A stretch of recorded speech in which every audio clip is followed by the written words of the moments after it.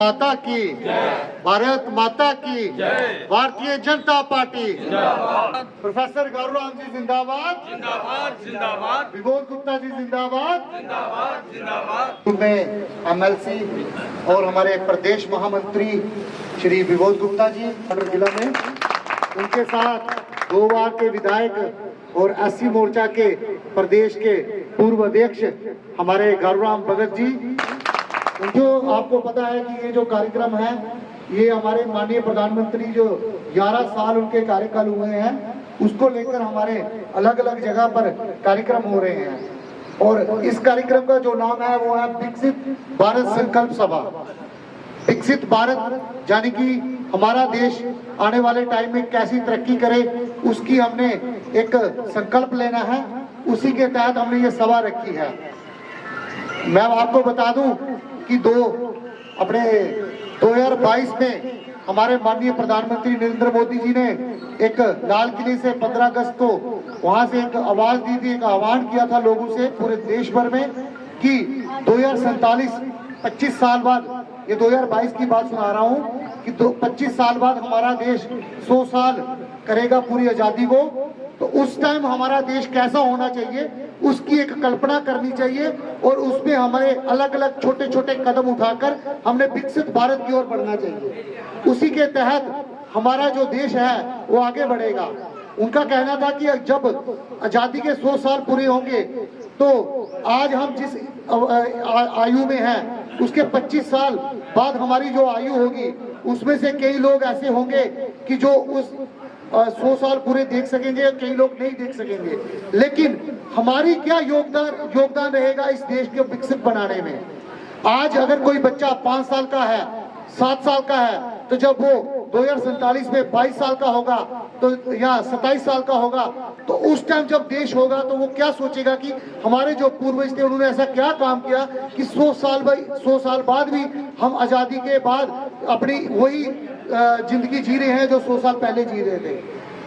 उससे माननीय प्रधानमंत्री नरेंद्र मोदी जी ने कहा था कि अपने कदम तो उठाने हैं, छोटे छोटे कदम उठाकर विकसित करा, पर देश के जो युवा हैं, जो छोटे बच्चे हैं, उनके दिमाग में भी ये बात डालनी है कि 2047 में अगर जब आप 22 साल के होंगे, 27 साल के होंगे तो आपका भारत देश में क्या योगदान होगा उसकी भी तैयारी उनको करानी है। विकसित भारत अमृत काल का समय चल रहा है। विकसित भारत अमृत काल, सेवा, सुशासन, गरीब कल्याण, ये 11 वर्ष जो माननीय प्रधानमंत्री नरेंद्र भाई मोदी जी के कामों के हुए हैं, इसमें देश विकसित हुआ है और विकसित भारत का अमृत काल चल रहा है। और 2047 में देश को आजाद हुए 100 वर्ष पूरे हो जाएंगे और उन 100 वर्षों में देश पूरे तरीके से विकसित हो, इसलिए हर मंडल में एक विकसित भारत संकल्प सभा हमने रखी।